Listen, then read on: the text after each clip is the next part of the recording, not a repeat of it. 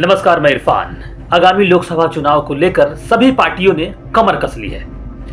भाजपा ने भी कुल 195 उम्मीदवारों के नामों का ऐलान कर दिया है। तेलंगाना की चर्चित सीट हैदराबाद सीट पर भाजपा ने इस बार कोम्पेला माधवी लता को मैदान में उतारा है। फिलहाल इस सीट से AIMIM के प्रमुख असउद्दीन ओवैसी सांसद हैं।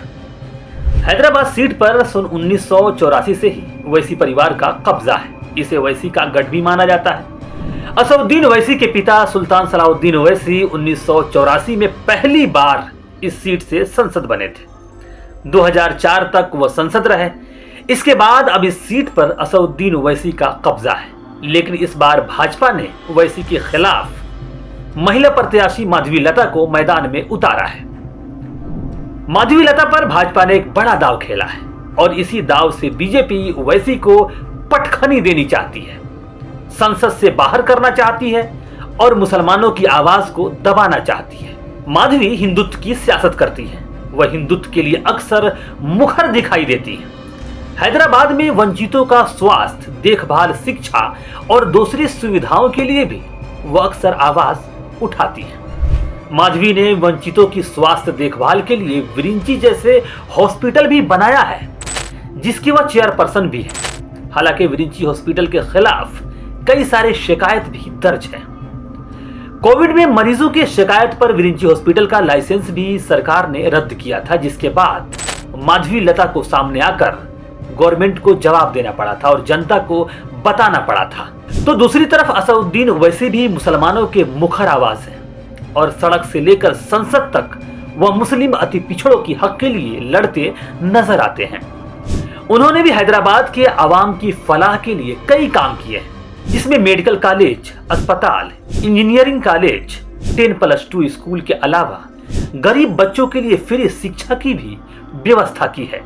लेकिन सवाल यह है कि क्या माधवी लता ओवैसी को मात दे पाएंगी, और दे पाएंगी तो कैसे दे पाएंगी? क्या हिंदुत्व के नाम पर या सेवा भाव के नाम पर? माधवी विरिंची हॉस्पिटल के जरिए जनता की स्वास्थ्य देखभाल की बात करती हैं, जबकि ओवैसी भी ओवैसी हॉस्पिटल और इसरा हॉस्पिटल के जरिए सेवा की बात करते हैं। लेकिन जब हमने विरिंची हॉस्पिटल और ओवैसी हॉस्पिटल के OP फी का जायजा लिया तो कुछ अलग ही नजर आया। एक तरफ ओवैसी हॉस्पिटल का OP फी 100 रुपए था तो विरिंची हॉस्पिटल का 500 रुपए।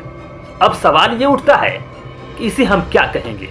माधवी सेवा कर रही हैं या कारोबार? किसी भी हॉस्पिटल में 100 रुपए का डॉक्टर फीस गरीब भी पे कर सकता है, लेकिन 500 रुपए का डॉक्टर फीस मीडियम फैमिली के लिए भी मुश्किल लगता है। अब ऐसे में आप माधवी लता के सेवा को आप क्या कहेंगे? माधवी कोटी महिला कॉलेज से राजनीति शास्त्र में MA किया है। फिलहाल हिंदू धर्म को लेकर उनके भाषण लोगों के बीच काफी लोकप्रिय है, लेकिन बीजेपी से टिकट मिलने के बाद माधवी लता कुछ अलग ही अंदाज में नजर आ रही हैं।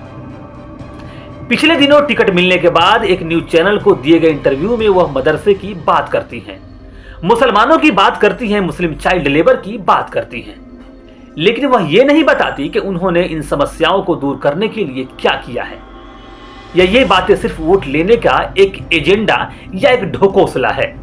भाजपा ने हैदराबाद से पहली बार महिला उम्मीदवार पर दांव खेला है। इससे पहले पार्टी ने भगवत राव को उम्मीदवार बनाया था। हालांकि भगवत को ओवैसी से लगभग 3 लाख वोटों से बड़ी हार मिली थी। अगर ड्यूरेशन देखिएगा तो तकरीबन इनके वालिद यानी कि असउद्दीन ओवैसी के वालिद सलाउद्दीन ओवैसी के जमाने से ही कांग्रेस के नेता और बीजेपी के नेताओं को ऐसे ही हार मिली है। लगभग वोट की प्रतिशत इतनी ही है, लेकिन फिर भी भाजपा ने महिला उम्मीदवार को उतारकर मुकाबला कड़ा करने की कोशिश की है।